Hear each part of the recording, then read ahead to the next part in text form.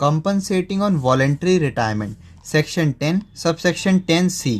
Voluntary retirement जब employ खुद से वक्त से पहले रिटायरमेंट ले लेता है, जैसे उसका रिटायरमेंट बाद में होगा डेट, लेकिन वो पहले ही ले लेता है, तो that is voluntary retirement.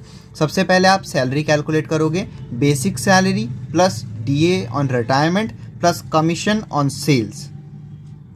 Salary निकलने के बाद least of the following will be exempt. ये 4 पॉइंट याद रखने होंगे। सबसे पहले 3 month salary for each year of service. इसका मतलब है कि जैसे जो भी ऊपर सैलरी हमने जैसे फॉर्मूले से कैलकुलेट कर लिया, फिर उस सैलरी को हम 3 से मल्टीप्लाई कर देंगे तो 3 महीने की सैलरी आ जाएगी।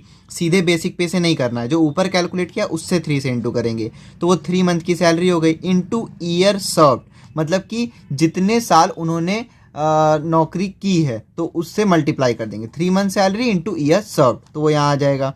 फिर सेकेंड पॉइंट में salary into balance month of service left before retirement on superannuation.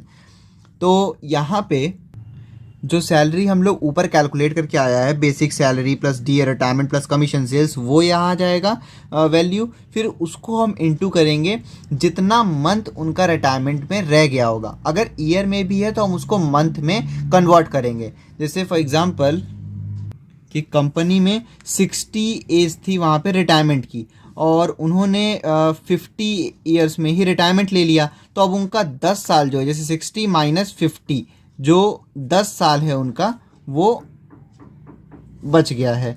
तो इस 10 साल को आप पहले मंथ में कन्वर्ट करोगे। जैसे एक साल में 12 महीने, तो फिर उसके बाद आप इसको करोगे 10 इंटू 12, तो आ गया 120 मंथ। तो अब जो भी सैलरी आई होगी उसको इंटू 120 कर देंगे, फिर वो सीधे आउटर कॉलम में यहाँ पे लिख देंगे। फिर उसके बाद अमाउंट रिसीव जो भी हुआ होगा वॉलंटरी रिटायरमेंट के लिए वो, और फिर मैक्सिमम लिमिट 5 लाख रुपीज़। इन चारों में से जो भी सबसे लीस्ट होगा वो एग्जेम्प्ट टैक्सेबल हो जाएगा। एक्चुअल जो भी इनको वॉलंटरी रिटायरमेंट के लिए कंपनसेशन मिला होगा वो, माइनस लीस्ट, इन चारों में से जो भी लीस्ट होगा वो उसको सब्ट्रैक्ट कर देंगे, तो taxable amount of voluntary retirement आ जाएगा।